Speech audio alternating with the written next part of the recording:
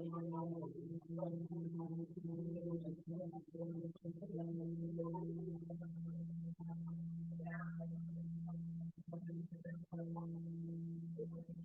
tes, cek tes, cek tes.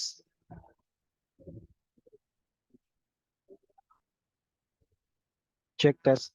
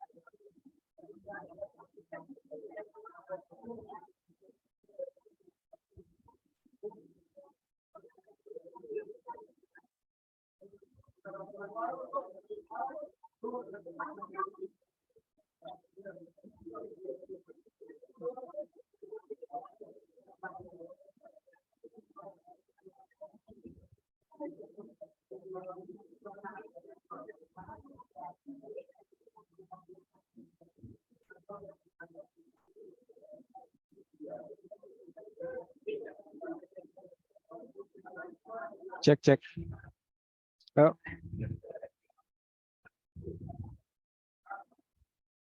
Ayo.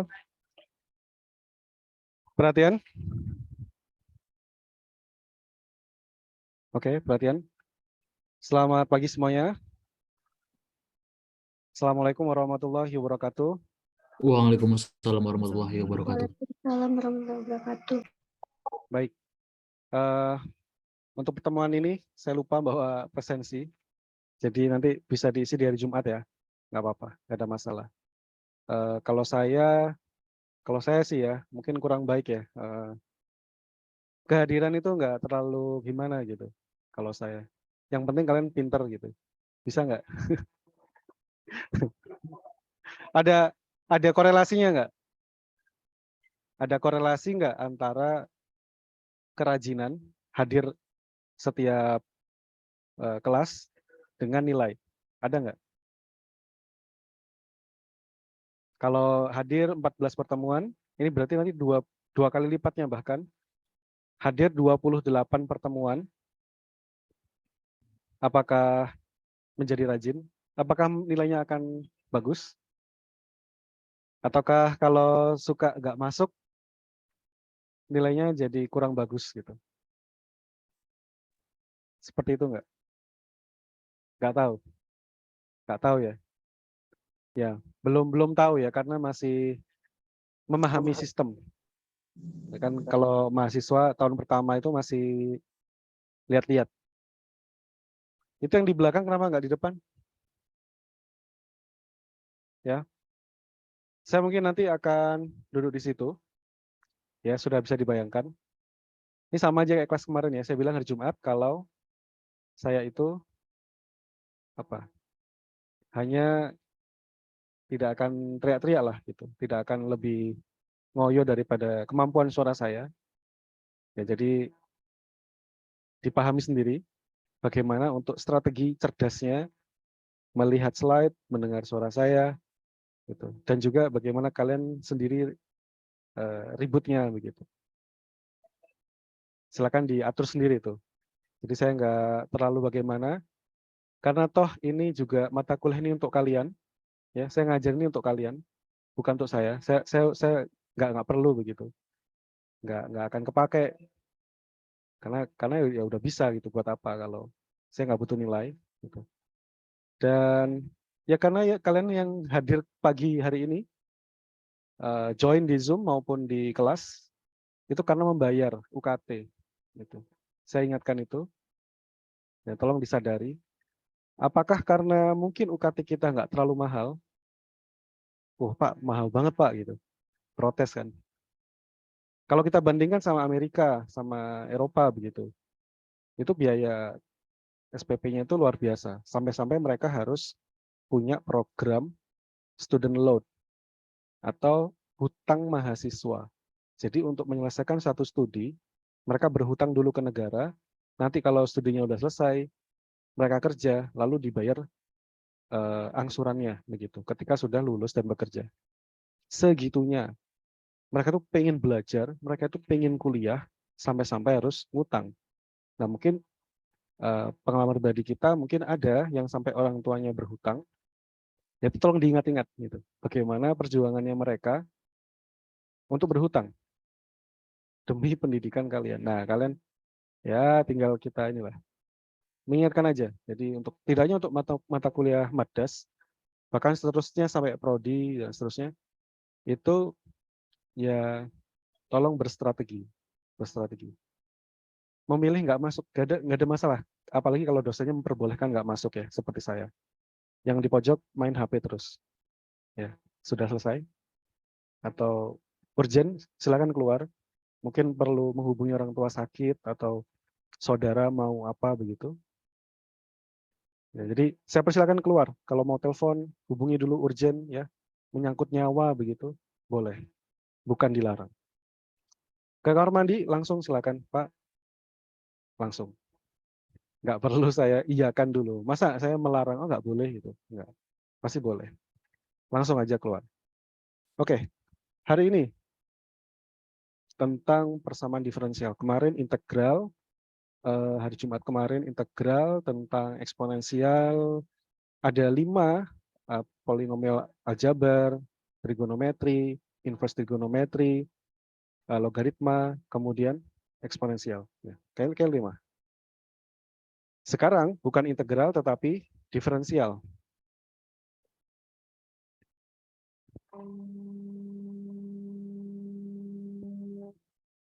Oke, sekarang diferensial. Hal yang akan kita pelajari yang pertama adalah definisi persamaan diferensial, kemudian bagaimana kita dapat menyelesaikan persamaan diferensial. Tujuannya adalah agar kalian bisa memahami konsep persamaan diferensial, menemukan solusi umum, dan menemukan solusi khusus. Nah, ini yang saya bilang di pertemuan hari Jumat, kalau barangkali kita nggak perlu harus hafal. Ya, memang nggak harus hafal, memang diminta untuk ditulis ulang di buku catatan atau di print, dicetak. Nah, kalian bisa menemukan kumpulan dari bentuk-bentuk anti turunan, integral dan turunannya, itu tidak hanya dari slide ini, tapi juga dari buku. Kalau tidak salah, saya sudah meletakkan buku, bukunya yang Purcell dan Neuhaus, Claudia, Calculus for Biology. Nah, dari 2 buku itu, harusnya di bagian depan itu ada definisi-definisi bentuk integral yang simple seperti ini. Sekali lagi, ini sebenarnya nggak perlu dihafal, tetapi kita perlu familiar sedini mungkin agar kita cepat membukanya. Gitu. Jadi apalagi engineer itu sebetulnya tidak wajib menghafal. Jadi nggak perlu dihafal, tapi harus familiar dan cepat. Kalau kita lupa, oh kayaknya pernah baca, ini waktu itu di Pursel, silakan buka Pursel, halaman depan. Lebih mudah dihafal lagi kalau kita menyalin ulang. Dan slide-nya nggak saya share ya. Persamaan merupakan pernyataan matematika, melibatkan tanda sama dengan. Nah, jadi uniknya matematika itu secara filosofis ya. Matematika itu bicara tentang hal yang sama. Hal yang sama.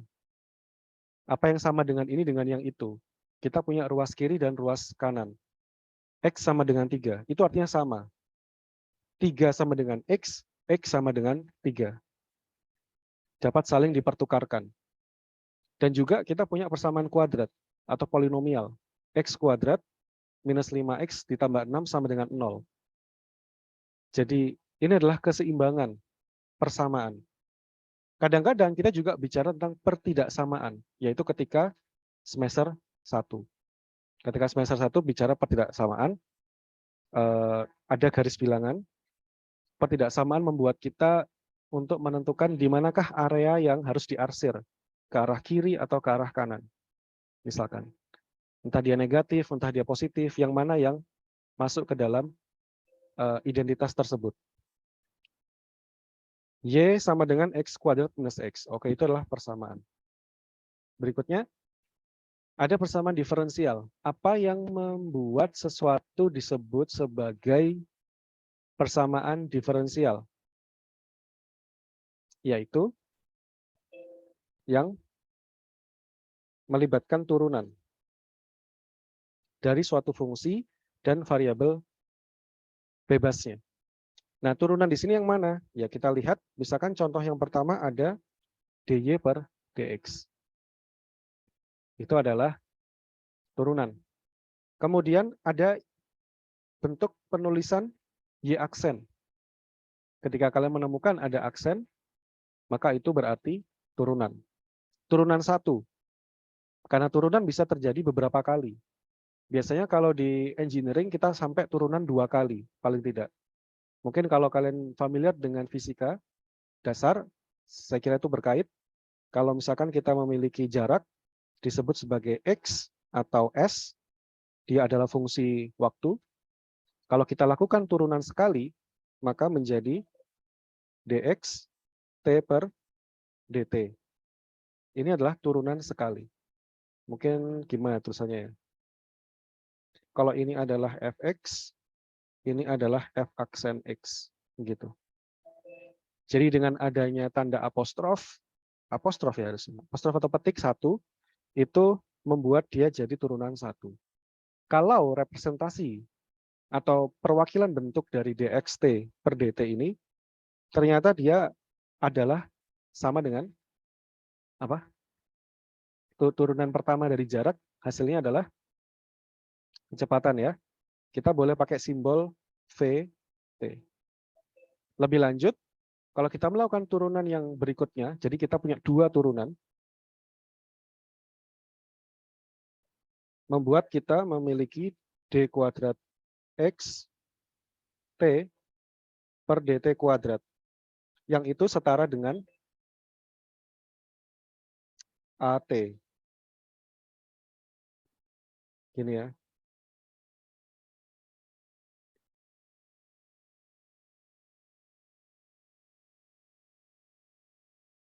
Oke, AT. Semuanya adalah fungsi waktu.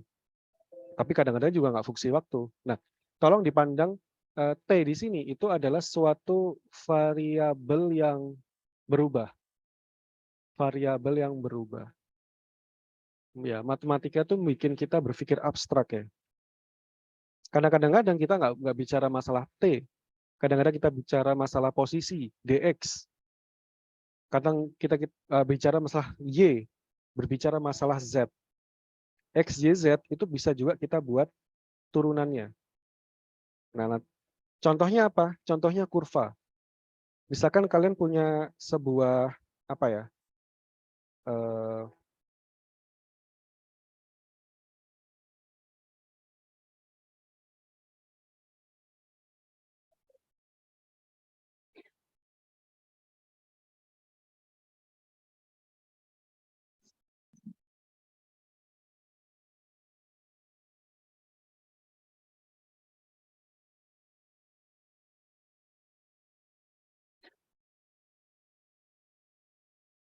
Biasanya visualisasi seperti ini itu muncul di teori-teori relativitas umum. Relativitas umum Einstein. Jadi sebuah benda yang sangat masif itu akan memiliki gravitasi yang sangat raksasa, sangat besar. Sebagai contoh, matahari. Matahari adalah objek yang sangat masif dan keberadaan dia itu membelokkan ruang dan waktu. Keberadaan matahari itu membelokkan ruang dan waktu. Ini abstrak. Tapi ya itulah yang terjadi dan matematika membantu kita melihat seberapa beloknya itu. Nah, kalau kita lihat inilah seperti taplak begitu ya. Bayangkan kalian punya taplak ukurannya besar atau spray ukurannya 3 kali 3 meter misalkan, dibentangkan sangat kencang dari ujung ke ujung, kemudian di tengahnya diberikan sebuah pembobot yang sangat berat. Entah itu misalkan bola besi, sehingga nanti bola besi itu membuat si taplaknya atau si spraynya melengkung ke tengah begitu. Nah, kalau kita buat sebuah garis-garis grid, namanya garis grid ya, dari sebuah bidang ruang, maka akan terbentuk seperti itu. Nah, selanjutnya matematika ngapain? Biasanya matematika akan mencari kemiringannya, kemiringan dari sebuah kurva. Kalau ada, misalkan ini sebuah potongan dari pembelokan dari sebuah kain spray, misalkan ini adalah kain spray, maka kita sedang melihat adanya dua titik yang berbeda. Satu titik yang di pinggir, di tepi, satu titik yang di tengah. Perbedaan antara keduanya itu dihubungkan oleh sebuah garis miring. Nah, disebut sebagai gradien. Makanya nggak tahu nih di sini atau ya pekan lain lah. Itu kita ingat gradien itu adalah M, di mana definisi gradien adalah salah satunya Y2 dikurangi Y1 dibagi X2 dikurangi X1. Kalau kita ubah sedikit susunan persamaannya, maka Y2 dikurangi Y1 adalah selisih Y. Setuju? Y2 dikurangi Y1 adalah selisih Y. Dan selisih itu bisa disimbolkan dengan D. D, delta. Ya, selisih itu begini ya. Sehingga ini adalah DY per DX. Loh, kok jadi matematika? Ya memang. Jadi gradien itu adalah penerapan dari turunan. Kalian sudah melakukan Y2A, ini error lagi. Kayaknya bakal nge-freeze. Ya, nge-freeze.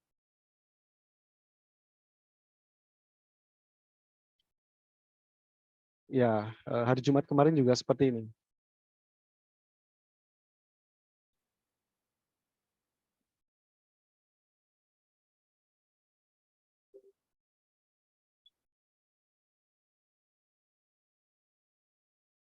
iPad-nya tertendang.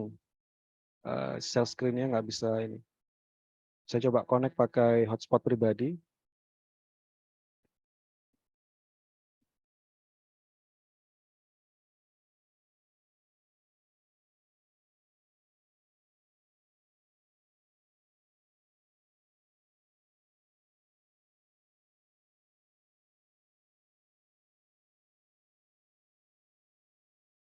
Oke.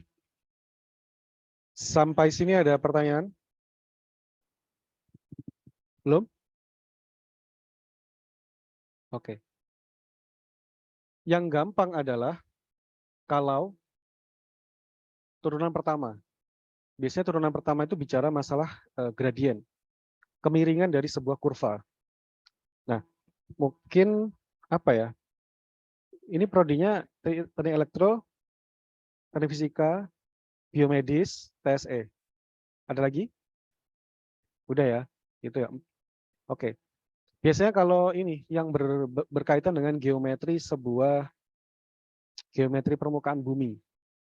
Ya, jadi kalau mungkin ada yang meminati GIS, Geographical atau Geography Information System, GIS, ada mahasiswa teknik fisika yang lagi mengajukan PKM, program kreativitas mahasiswa, bekerja sama dengan SLL, Sains Lingkungan Laut.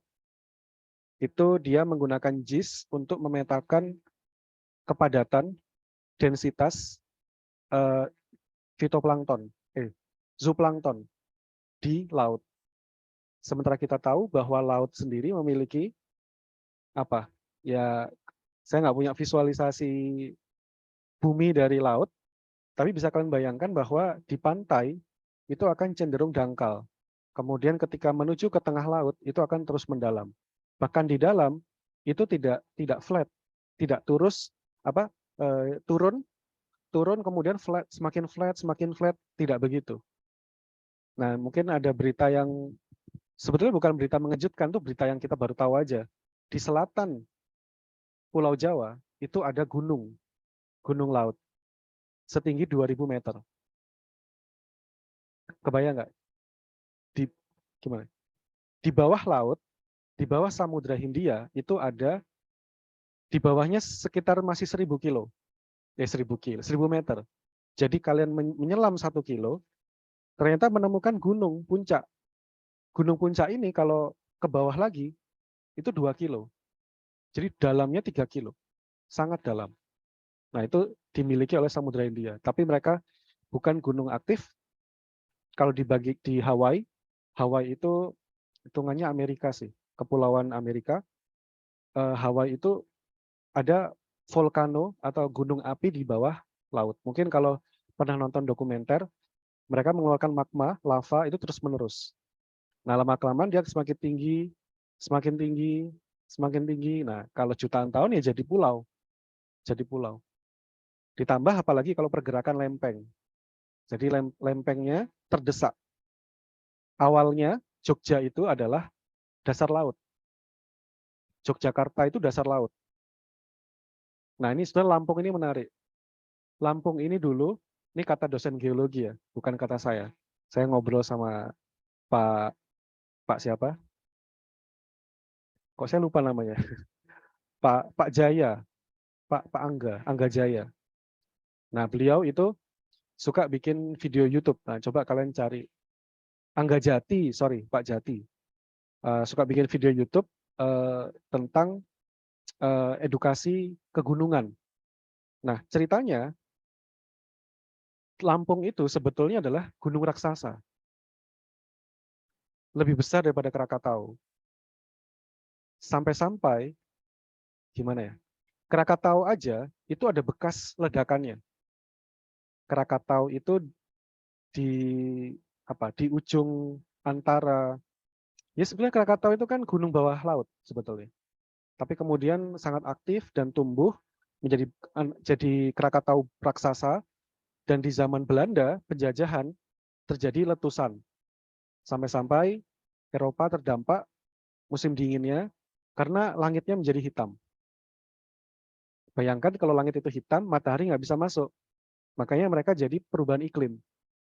Jadi sangat dingin, ekstrim, dan mereka nggak siap dengan itu.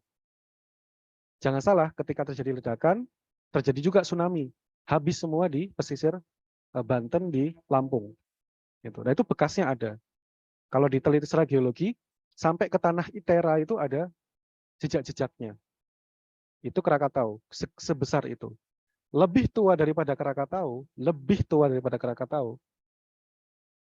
adalah Gunung Lampung, yang bekasnya aja nggak ada. Jadi sekali meletus itu betul-betul hilang. Bahkan akar-akarnya aja tuh nggak ada. Gitu. Makanya agak aneh di sini tuh. Di sini tuh nggak ada gunung, adanya bukit. Nah, jadi kalau orang-orang Teluk Betung ada banyak bukit kan di Tanjung Karang itu. Kenapa kok bukitnya cuma segitu gitu? Kok nggak tinggi besar gitu? Di sini tuh cenderung flat, datar begitu. Nah, bekasnya apa? Ada abu aluvial di tanah Itera. Bekasnya itu. Semengerikan itu, jadi sampai-sampai betul-betul habis, nggak ada bekasnya. Dan itu masih PR-nya dosen-dosen geologi untuk meneliti sejarah kegunungan di Lampung. Masih banyak yang bisa diceritakan. Nah, bicara kegunungan seperti itu, ya lagi-lagi berkaitan dengan peta. Dengan peta, kalau misalnya kita punya gunung, ya gunung itu memiliki kemiringan. Ada posisi Y secara vertikal, dan horizontalnya adalah X. Dari bentuk gunungnya macam-macam, bisa gunung itu tidak sempurna banget. Kalau yang saya gambarkan itu sempurna. Aslinya gunung itu punya patahan-patahan gitu. Ada yang lebih tegak, ada yang cukup miring, ada yang landai, ada yang berbukit-bukit, baru sampai ke puncak. Jadi macam-macam. Nah, dalam JIS kita bisa memaksimalkan untuk kebutuhan kita, entah untuk apapun.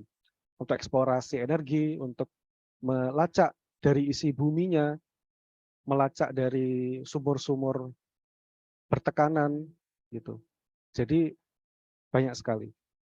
Kalau kita lanjutkan, di sini kita punya Y aksen-aksen, kita punya Y aksen. Intinya adalah turunan kedua dan turunan ke-1. Dan representasi lain, bahkan di sini kita punya turunan ketiga dan ada turunan kedua. Freeze lagi? Enggak kan? Enggak kok. Oke. Silakan, ada pertanyaan tentang bentuk-bentuk diferensial. Bisa pakai aksen, bisa pakai pangkat ya. D kuadrat per dx kuadrat, D pangkat 3 per dx pangkat 3. Bentuknya seperti itu. Kemudian,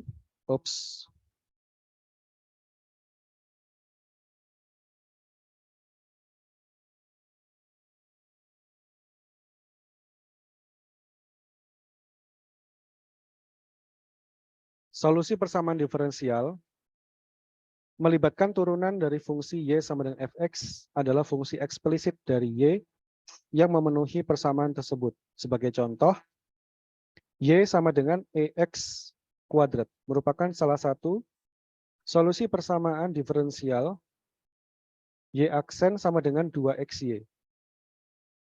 Nah, ini bagaimana cara mengerjakannya? Mula-mula kalian tulis ulang Y sama dengan EX pangkat 2, kemudian berikan operasi turunan, yaitu D per DX pada kedua ruas.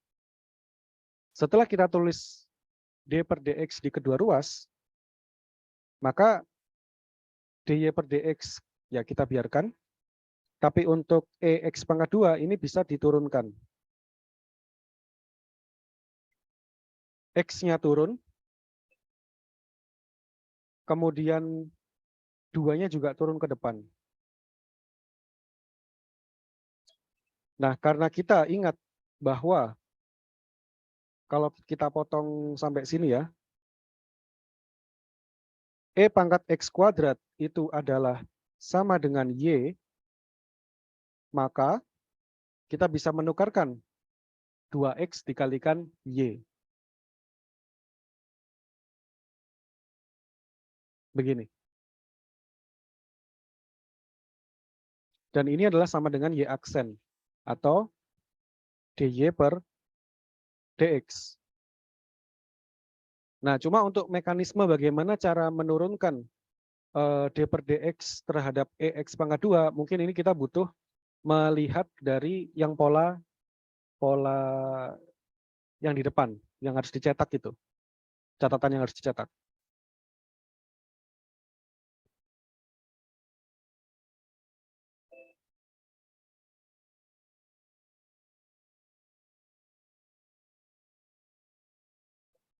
Contoh lagi.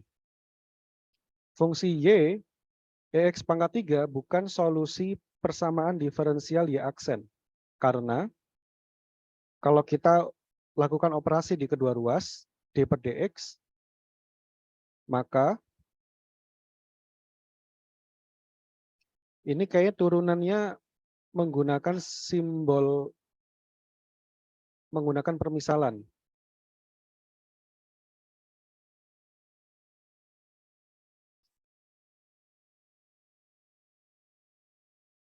Sebentar, kita coba buat slide baru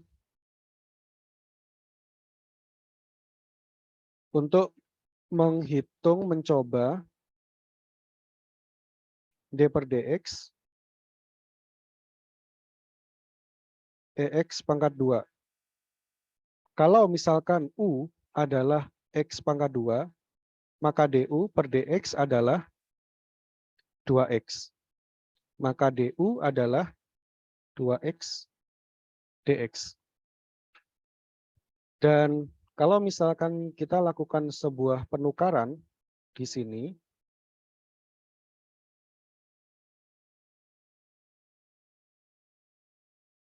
E pangkat U, begitu. Kemudian DX-nya sama dengan apa? DX adalah sama dengan DU dibagi 2X. Make sense nggak?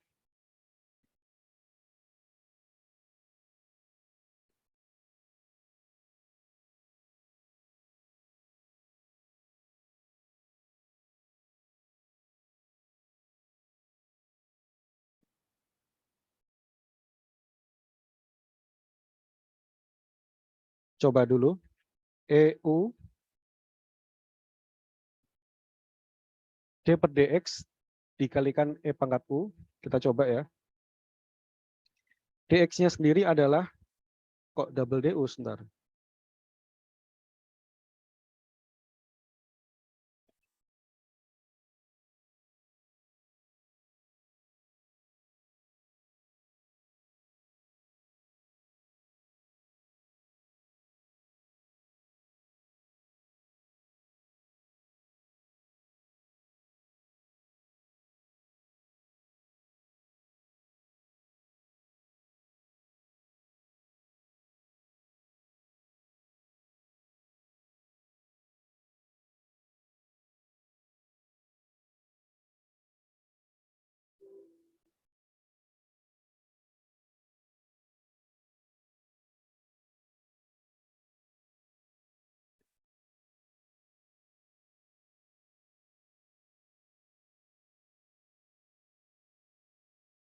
Ada ide gimana cara ngerjakannya? Atau U? Kenapa? Iya, saya bingung masuknya di mana? Aturan rantainya. Gimana? Ada ide? Makanya kita pakai U tujuannya untuk memunculkan itu sih. DX ya. D. Sebentar. Dari mana? Dari mana? DX-nya DU per 2X. Terus disubstitusikan, tapi jadinya kebalik nanti ya. Apakah nggak apa-apa? D per DU. Gini kah? Oh ya juga ya. 2X D per DU untuk E pangkat U. Maka 2X E pangkat U-nya adalah dia sendiri ya. Ingat kalau turunan dari eksponensial adalah dirinya sendiri. Kecuali kalau U-nya punya apa? Koefisien ya. Oke. Lagi-lagi kita nggak hafal, tapi kita melihat catatan yang di depan tadi. Makanya pentingnya kalian pernah mencatat itu, jadi tahu. Sekarang kita kembalikan.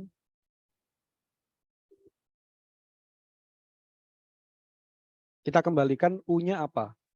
U-nya adalah E pangkat gini. Jadi asal usulnya dari sini. kita menggunakan permisalan U sama dengan X kuadrat. Mau dicatat? Karena di slide itu kesimpulannya sangat simpel. Tiba-tiba itu menjadi itu. Ya. Jadi di sini saya panjangkan solusinya agar kalian punya referensi. Oke, silakan dicatat 3 menit lah, 2 menit.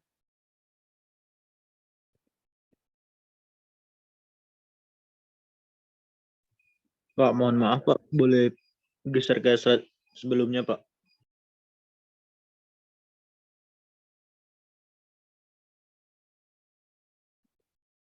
Kok aneh?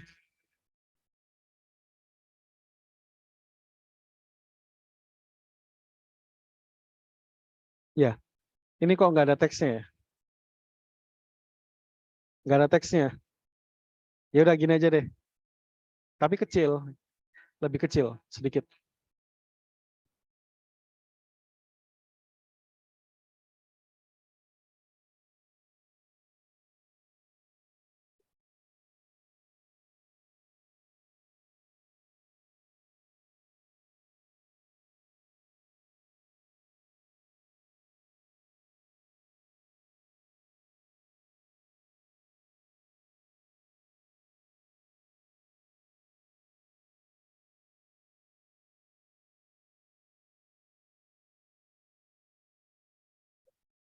Oh ya, jangan lupa presensi ya.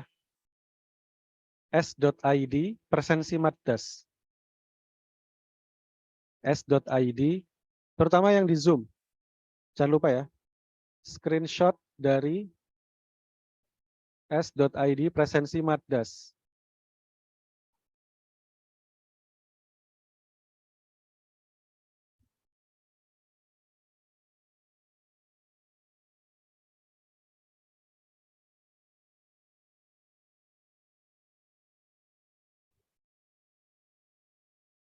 Sorry. Saya perlu menyimpan dulu.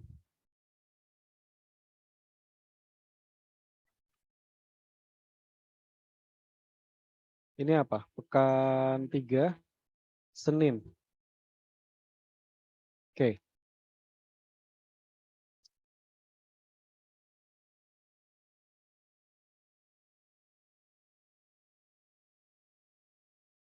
Sorry, ntar, belum bisa nyatet ya. Oke, sip. Silakan dilanjutkan mencatat.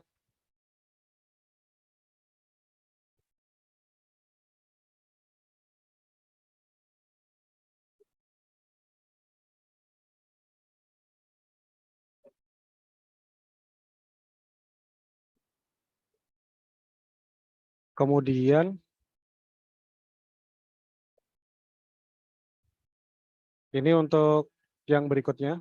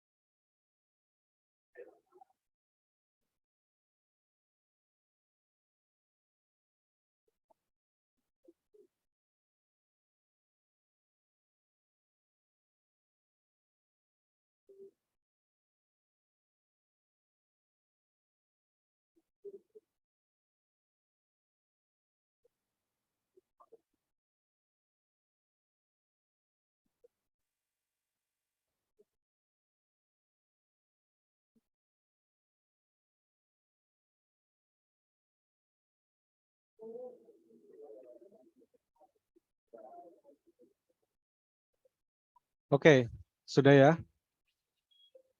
Sudah? Cukup?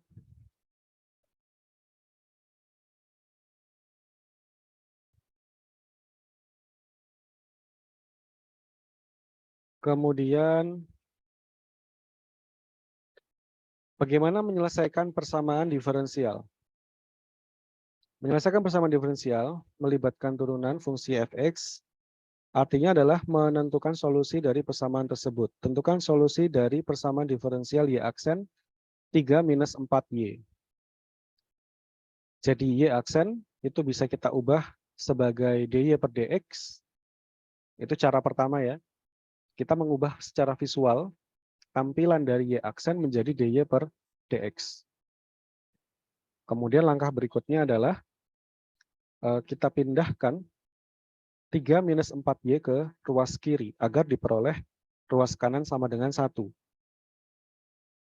Kemudian, lalu kita integralkan kedua ruas terhadap x. Oh, ini setelah dx-nya dipindah ke ruas kanan. Ya, ini dx pindah ke kanan. Dari semulanya ada di kiri. Jadi, yang nilai y bertemu dengan dy, lalu pisahkan sendirikan konstanta 1 dengan dx. Agar apa? Agar kalau diintegralkan di kedua ruas, ini adalah proses integrasi, maka integrasi pada kedua ruas, yang sebelah kiri, itu sepertinya akan menjadi ln, karena 1 per y, tapi di sisi kanan, integral 1 dx adalah x. Nah, ini saya belum tahu, kita next berikutnya. Nah, langkah berikutnya ini, kita selesaikan dengan cara ruas kanan begitu mudah ya. Ruas kiri bisa kita gunakan permisalan U sama dengan 3 minus 4Y. Ya, lagi-lagi kalau U kita misalkan dengan 3 minus 4Y, maka menjadi integral 1 per U dy. Masih ada masalah, yaitu dy-nya harus kita ubah. Untuk mendapatkan dy, caranya adalah dengan menurunkan du. Cara substitusi juga ya. Nah, di sini U kita turunkan du per dy. Jawabannya adalah minus 4. Kalau kita hanya butuh dy, maka dy sama dengan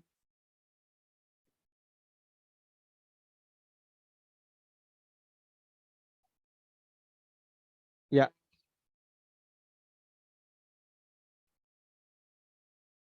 Gitu ya.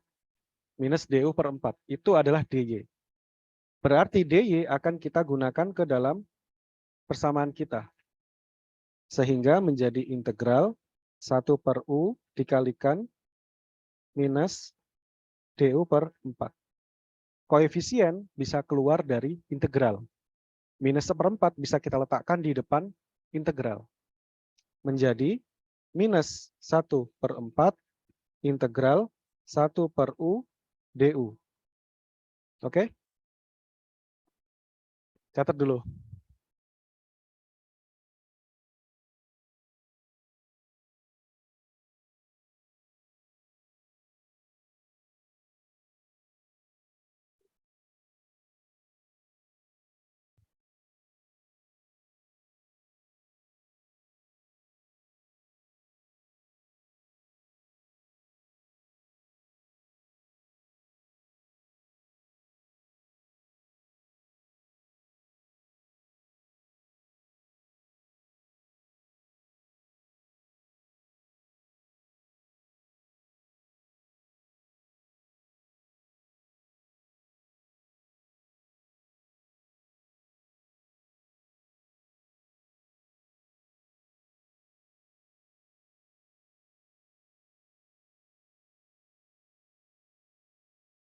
Ya, saya mengingatkan untuk yang di Zoom ya, jangan lupa untuk mengumpulkan presensi Maddas SID kalau nggak salah, atau bit.ly ya, lupa. Ada di Classroom.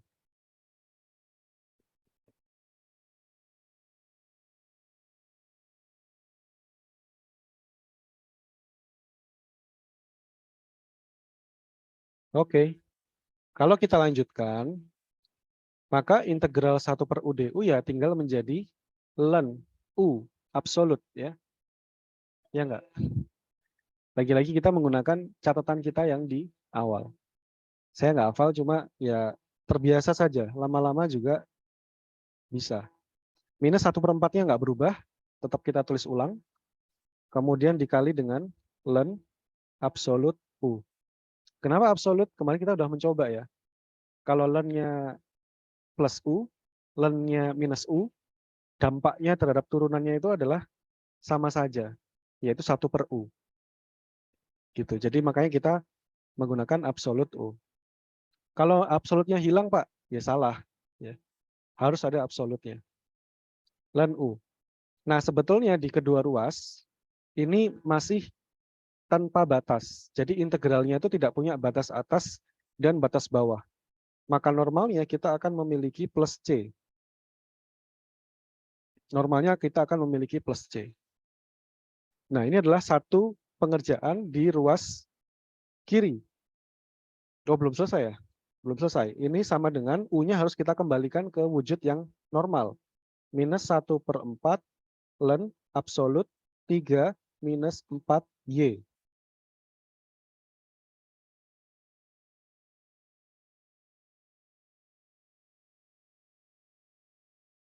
Sama dengan, gampang banget, integral 1 dx, yaitu X. Kalau kita rekap, seluruhnya pasti mengandung plus C. Pasti mengandung plus C. Pada kedua ruas sebetulnya.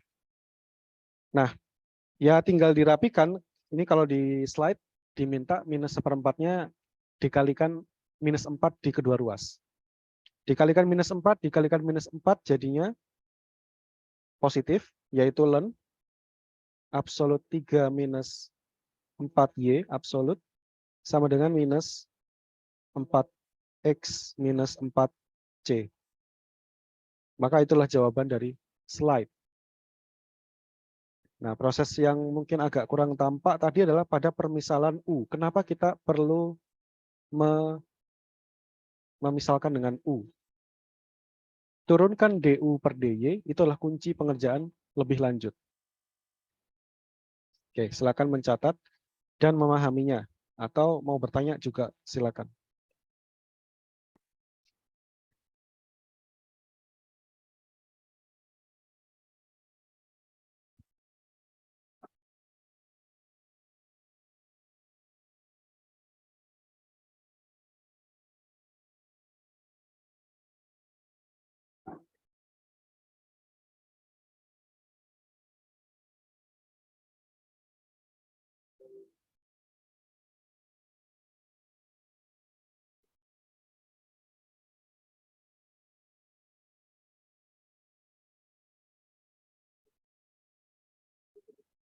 Dari mana? Dari step sebelumnya.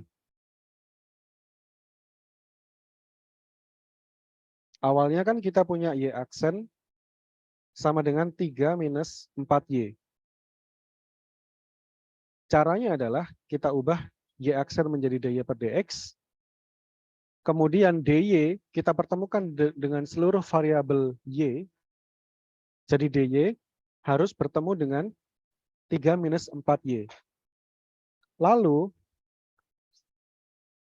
DX itu kita isolasi sendirian. Maka yang terjadi adalah bentuk yang paling bawah, di mana ada 1 per 3 minus 4Y DY sama dengan 1 DX. Itu adalah penyebab kenapa kok ada 1 DX. Ya karena dipisah, DX-nya sendirian. Satunya nggak usah ditulis, Pak. Ya nggak apa-apa, dihapus saja satunya. Nah, gini kan? Ya nggak apa-apa. Satu mah nggak ngaruh, perkalian 1 kan. Ya. Nah, untuk menyelesaikan pengerjaan seperti itu ya harus diintegralkan di kedua ruas. Maka ya begitulah. Oke, jelas ya? Gimana yang lain? Ada pertanyaan yang sama? Beda?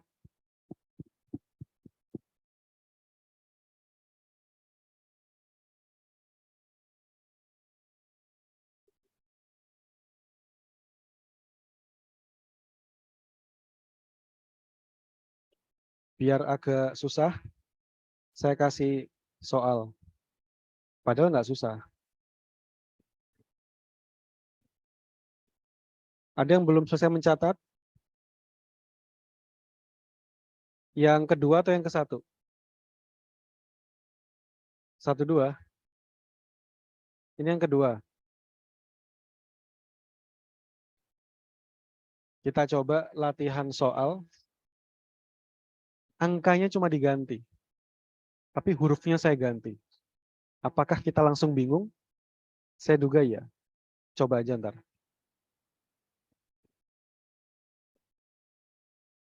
Cuma di kanan aja. Iya. Iya. Kenapa kalau di U nggak ada C? Iya. Ya sebetulnya bisa dipilih salah satu. Pilih salah satu dan pada akhirnya C itu nanti di sini nggak terlalu apa ya? Karena dia tuh indefinitif. Kita nggak tahu nilainya berapa. Tapi memang perlu ada. C itu perlu ada. Tapi juga jadi keliru sebetulnya kalau kita mau lengkap, kalau kita beneran mau lengkap, sebetulnya pada step kiri itu kita harusnya menulisnya begini. Saya tulis ulang minus 1/4 ln 3 minus 4Y plusnya adalah C1. Kenapa? Kita harus memberikan 1 karena C yang di kiri tidak sama dengan C yang di kanan. Oke? Sama dengan, nah ini saya sama dengankan dengan X ditambah C2. Karena nggak sama. Lebih lengkap lagi, maka ln absolut 3 minus 4Y absolut sama dengan, pertama C1-nya pindah ke kiri, jadi C2 dikurangi C1, lalu minus 4X ditambah, apa nih? Ditambah minus C1 dikurangi C2, dikalikan 4. Iya enggak? Kenapa? Enggak kok. Kalau minus 4 nanti C2 dikurangi C1. Karena inilah C1 dikurangi C2. Coba dikoreksi bareng-bareng. Sama, betul nggak? Kenapa 4? Karena C1 dikurangi C2. Bukan C2 dikurangi C1. Kalau mau lengkap, selengkap ini. Begitu. Yang di slide itu ada, ya tapi nggak jelas ya, nggak signifikan. Karena kita nggak tahu batasnya. Jadi C-nya berapa kita nggak tahu.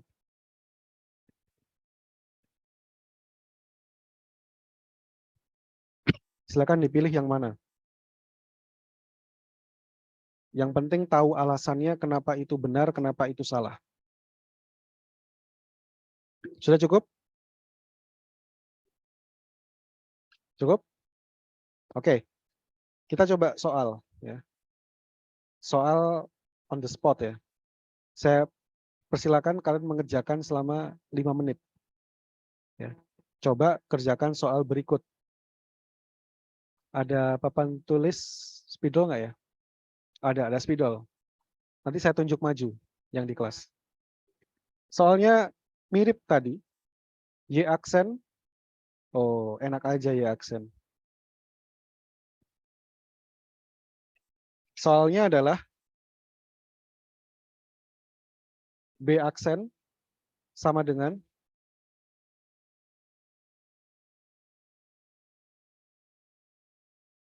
2 dikurangi 2A. Kok 2A? 2B.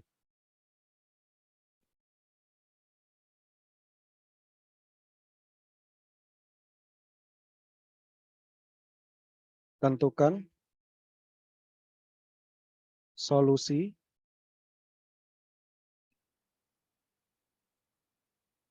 B.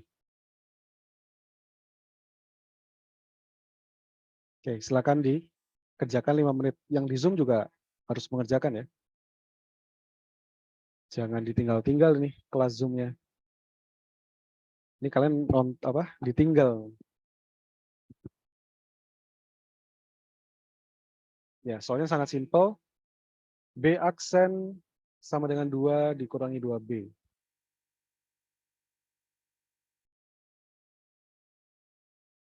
Maka kalian boleh menggunakan B dan A, di mana definisi B aksen adalah DB per DA. Oke, saya bantu. Silakan dilanjutkan.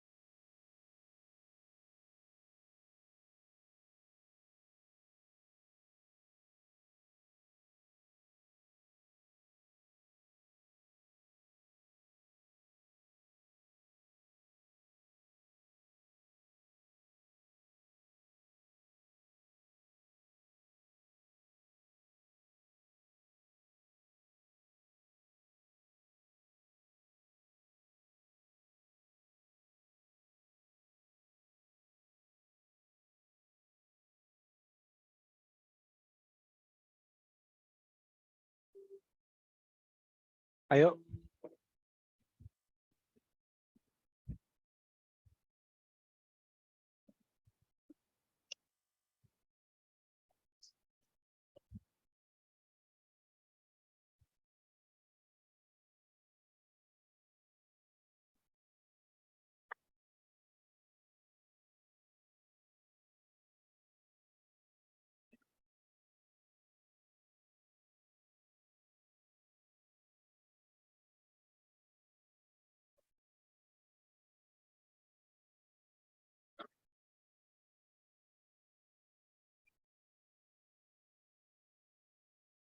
Yang berani, ayo maju. Spidolnya di depan. Namanya siapa? Dewang. Dewang.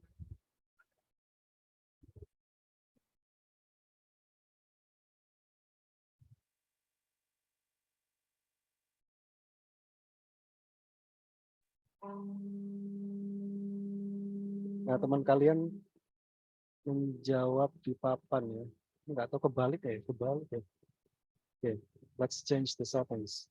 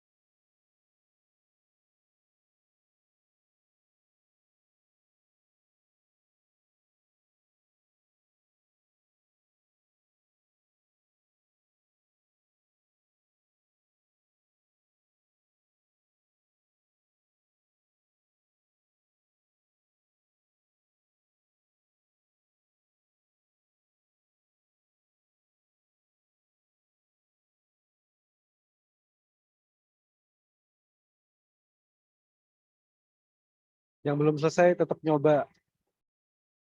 Tetap mencoba.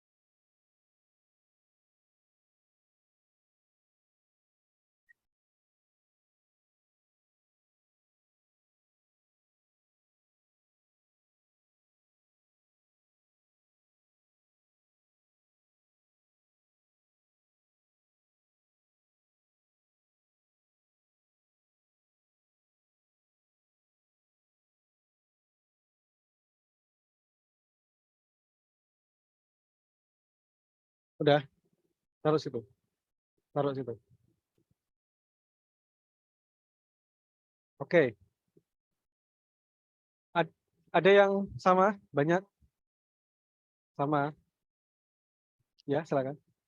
Sama. Oh, ya. Cuma ada yang mungkin kurang apa ya? Konsisten aja. Jadi kita mau pakai apa? Salah satu variabel yang lainnya apa?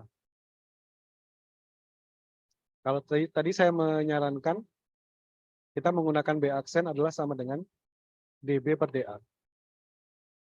Jadi mungkin perbedaannya ada di situ. Ya. Kalau kita lihat len-nya itu mengandung 2 minus 2B absolut tetapi di ruas kanannya adalah sama dengan X. Nah, sebenarnya yang saya sarankan adalah DA. Ya, ini kalau misalkan saya kerjakan ulang.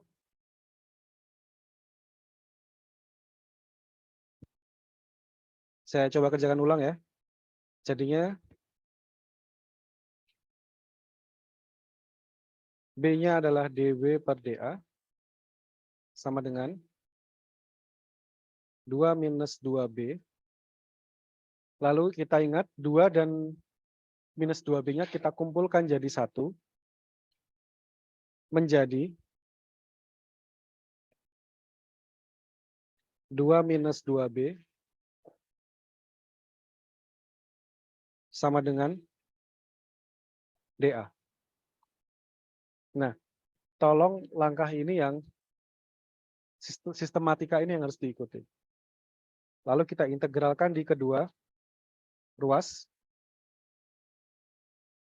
Lalu ya integral DA-nya gampang. Sama dengan A plus C. Nah, mungkin yang tidak mudah adalah 1/2 minus 2B, di mana kita perlu ada satu step tambahan, yaitu memisalkan dia dengan U. Maka U di sini kita lakukan turunan DU terhadap apa? DU terhadap DB. Nah, ini yang sebetulnya Dewang bingung nih kalau dia diturunkan terhadap DY, di mana Y-nya adanya kan B. Oke? Jadi hati-hati. Tidak semua di dunia ini isinya X dan Y. Masih ada 26 alfabet yang bisa kita gunakan. Ya. Sehingga ketika saya mengganti dengan B dan A, nah itu tolong dipakai B dan A. Nah, serius itu nanti banyak banget. Nanti kita kalau di fisika pakai paling enggak X, Y, Z. Itu untuk geometri. Kemudian untuk waktu ada T. Itu udah 4 variabel. Jadi dunia kita disusun oleh realitas geometri dan realitas waktu. Lalu DU per DB di sini adalah minus 2. Ya. Maka DB-nya sendiri adalah minus DU per 2. Maka DB kita substitusikan ke dalam sini, U kita substitusikan ke dalam sini. Sehingga menjadi integral 1/U DU per 2 negatif. Minus 1/2-nya kita pisahkan ke luar integralnya menjadi minus saya nggak suka nggak rapi. Minus 1/2. Integral 1/U DU. Sama dengan A plus C. C-nya C2 aja. Nah, kemudian gampangnya adalah minus 1/2 jadi ln. Ln absolut U plus C1 A plus C2. Oke? U-nya kita kembalikan ke nilai sesungguhnya bahwa U adalah 2 dikurangi 2B ditambah C1 sama dengan A plus C2. Nggak cukup. Kita taruh di atas. Pada kedua ruas, saya mau menyisakan ln-nya saja. Berarti dikalikan minus 2 di kedua ruas. Ln absolut 2 dikurangi 2B, lalu C1-nya pindah ke kanan, maka menjadi minus 2A.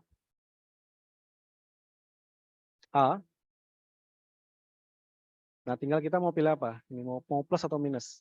Yang penting konsisten aja.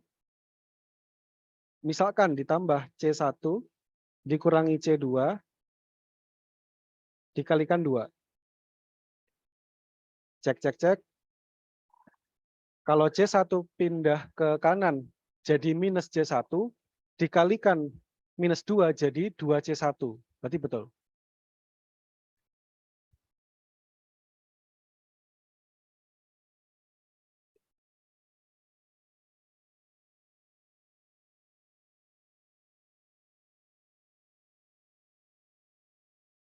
Gimana?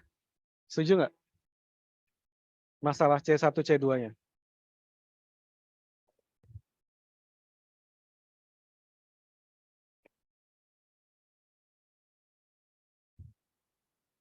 Ya enggak? Ya ini kan kalau pindah,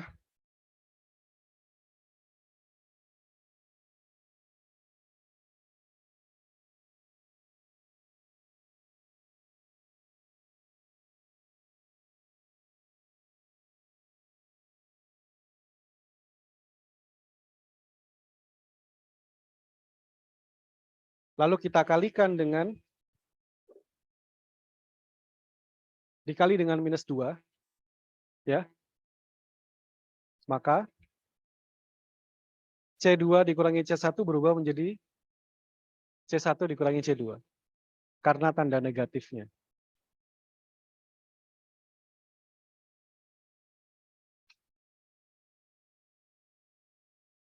Oke, itu sedikit latihan.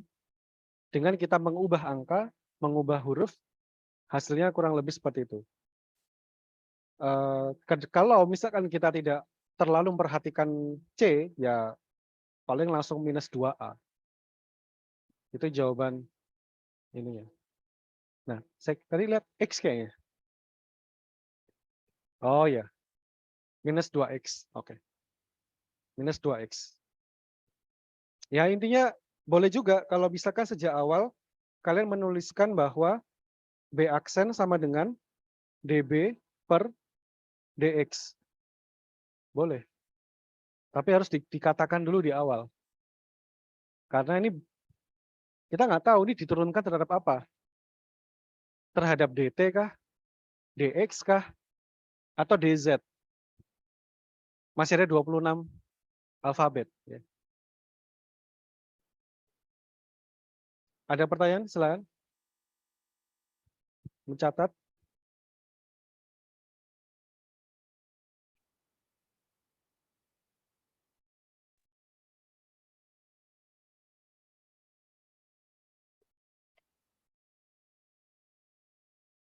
Pak, izin bertanya, Pak. Silakan Ahmad. Kalau untuk dapetin B-nya gimana ya, Pak? Coba tunjuk yang mana nih? Step yang kamu maksud. Enggak, Pak. Saya kan di soalnya Oh, diketahui B aksen. Nah, cara dapetin B-nya. oh iya. Ya, sebetulnya, sebentar. Sebetulnya bukan diminta mencari B-nya ya. Mungkin di sini saya salah yang membuat instruksi. Jadi sebenarnya tentukan solusi dari persamaan diferensial. Itu sudah cukup. Nah, sebaiknya di sini saya perbaiki aja daripada disalah catat. Oh, nggak bisa dihapus.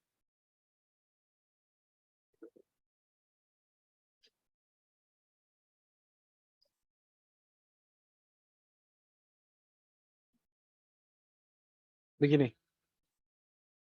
Tentukan solusi persamaan diferensial. Saya kira itu aja, tidak perlu B.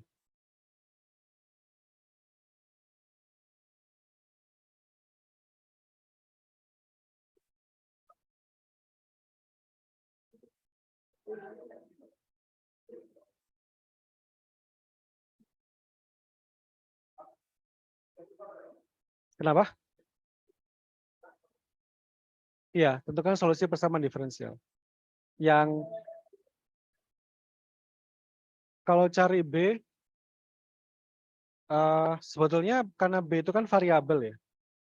Jadi kita nggak menemukan B sih. Kita tidak sedang mencari B gitu. Ya karena saya bikin soalnya on the spot ya. Jadi apa yang terpikir langsung begitu.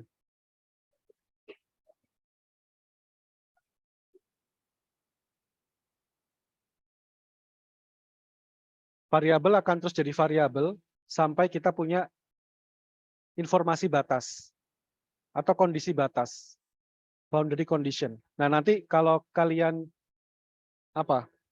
melakukan simulasi perpindahan panas dan massa, misalkan kalau di pembangkit listrik itu ada aliran panas yang mengalir di sebuah pipa. Itu mengikuti sebuah persamaan temperatur diferensial dari persamaan Newton. Nanti itu di semester 3 harusnya. Nama matanya beda-beda. Kalau di TF itu namanya transfer kalor dan massa, TKM. Kalau di mana? Di TSE mungkin perpindahan panas dan massa, PPM. Tapi prinsipnya sama, bicara tentang massa yang berpindah, energi panas yang berpindah. Dan seringkali nanti kita akan dihadapkan dengan kondisi batas. Karena sesuatu itu pasti ada batasnya. Nggak mungkin seperti ini. Persamaan yang kita lihat di depan, dia udah integralnya nggak punya batas. Lalu kita juga nggak tahu apakah dia berubah secara waktu.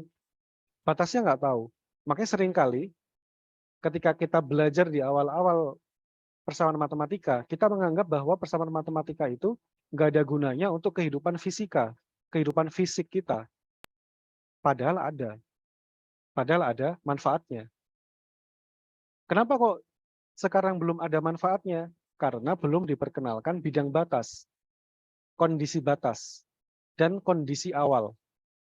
Jadi nanti istilah khususnya adalah BC dan IC.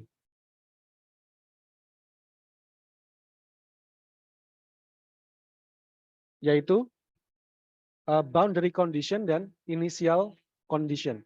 Kondisi awal dan kondisi batas. Nah, itu belum. Nanti itu kita pelajari di prodi.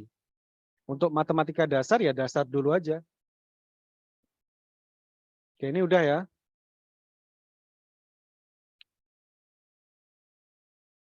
Ini solusi yang tadi. Oh, bisa ternyata. Bisa. Makanya saya itu alam bawah sadar saya kayaknya bisa deh. Kita bisa menemukan B, tapi di sini konteksnya kita masih melanjutkan slide sebelumnya, yaitu mencari nilai Y. Kita butuh solusi persamaan umum, caranya adalah dengan mengeksponensialkan persamaan ln. Oke? Nah, kalau kita lanjutkan, dari yang milik kita bikin-bikinan soal kita, ini gimana cara exit-nya? Saya mau exit. Oke.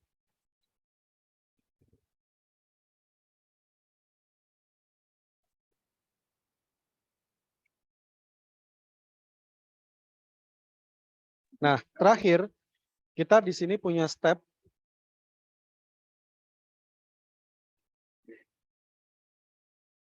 ln absolut 2 dikurangi 2B, absolut sama dengan minus 2A dikurangi C1 kurangi C2, 2. Aneh banget naruh 2 di terakhir ya. Udah, biarin. Kita eksponensialkan di kedua ruas. Kalau males tulis,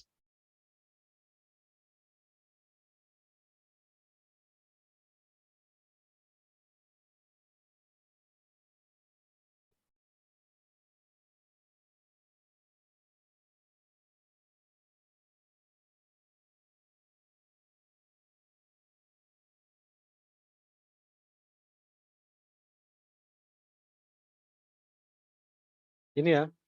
Jadi dieksponensialkan di kedua ruas.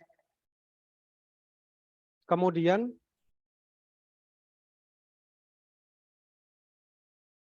ini aneh. Kok jadi perkalian ya? Oh iya. Oh iya benar, perkalian. Jadi kalau kita ada penjumlahan pangkat itu adalah perkalian ketika dipisah. Maka ini sama dengan E pangkat minus 2A plus, lihat plus, tanda plus di sana, dikalikan E pangkat C1 dikurangi C2. 2C1 minus C2 itu masih bisa dipecah lagi. E minus 2A, E 2C1 dibagi E pangkat 2C2. Jadi hubungannya adalah rasio. Seperti ini. Lalu yang E pangkat len adalah dirinya sendiri. Ya enggak? Jadi 3 minus 4Y absolut. Maka yang pengerjaan kita di sini menjadi absolut 2 dikurangi 2B. Seperti ini.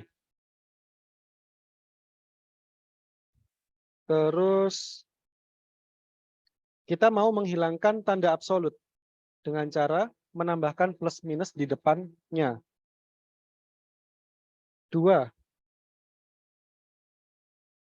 dikurangi 2B sama dengan plus minus E pangkat minus 2A dikalikan E pangkat 2C1 dibagi E pangkat 2C2. Kemudian kalau kita butuh B-nya, kita ambil minus 2B dulu, yang gampang. Jadi minus 2B sama dengan minus 2 plus minus E pangkat minus 2A dikalikan E pangkat 2C1 dibagi E pangkat 2C2. Berikutnya, kita akan memindahkan minus 2. Jadi kita bagi pada kedua ruas dengan minus 2. Jadi gimana kalau dibagi minus 4?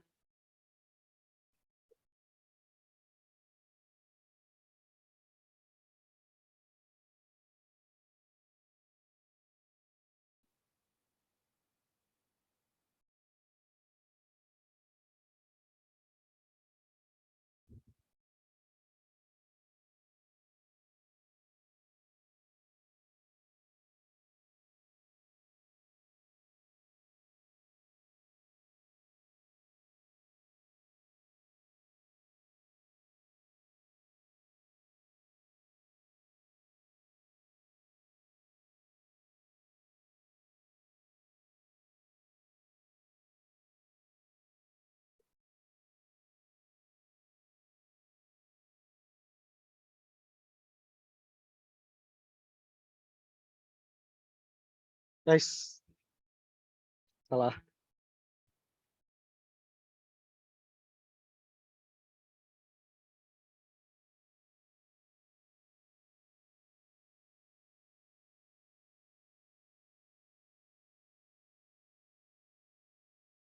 Dikalikan minus 2 jadi 4 plus minus 2 E pangkat minus 2A dikalikan E pangkat 2C1 dibagi E pangkat 2C2. Udah gitu? Kenapa?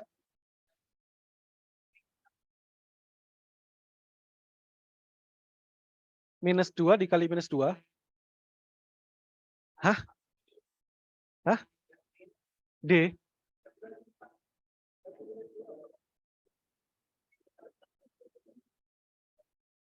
Oh, dibagi. Bukan dikali. Dibagi minus 2. Maka jadi 1 berarti.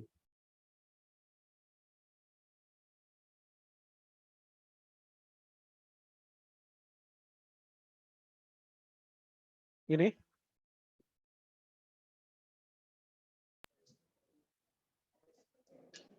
Nah, di sini hal yang agak membingungkan adalah kita harus konsisten dengan adanya tanda plus minus. Ayo. Tesalonika ini pasti di sini nih. Connect. Tesa. Ayo. Jadi B sama dengan 1 plus minus. Minus secara keseluruhan. Karena dari proses pembagian ini, kalau kita lihat di sini, adanya pembagian dengan minus 4, itu menyebabkan minus 3 dibagi minus 4, jadi 3/4. Kemudian pembagian itu dengan minus 4, tapi tidak mengubah angka ya.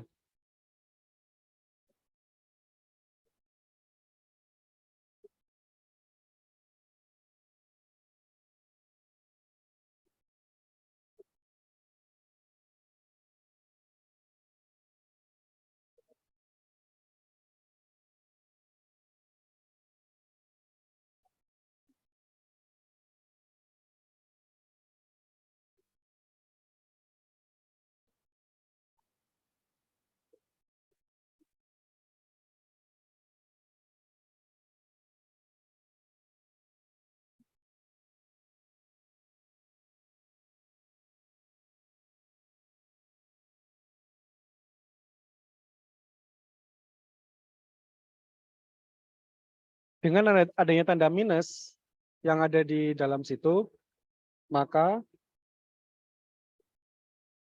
kita bisa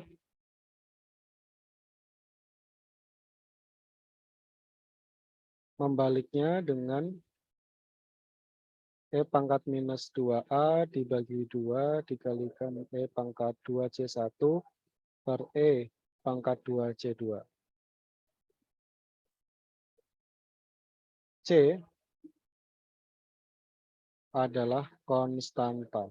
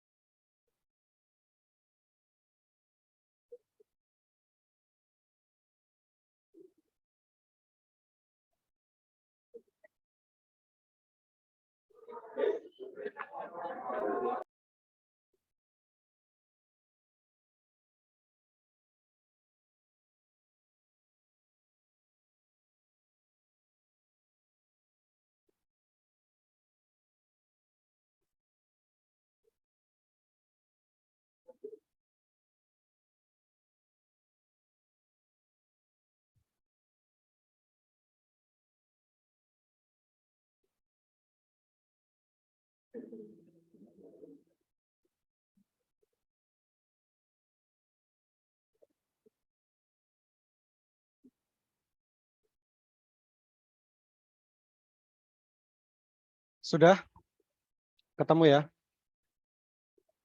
B-nya ketemu sekarang sebagai solusi umum dari persamaan diferensial ini.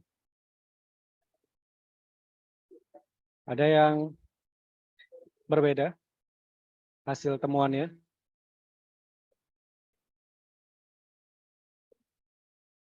Ya ini solusinya ya.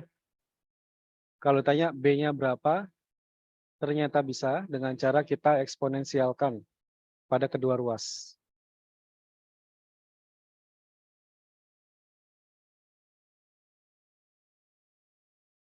Silakan kalau ada pertanyaan.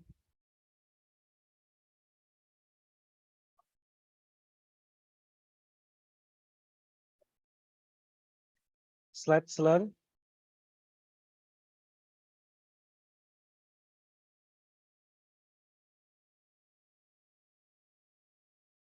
Bisa diulang pertanyaannya? Len? Yang mana?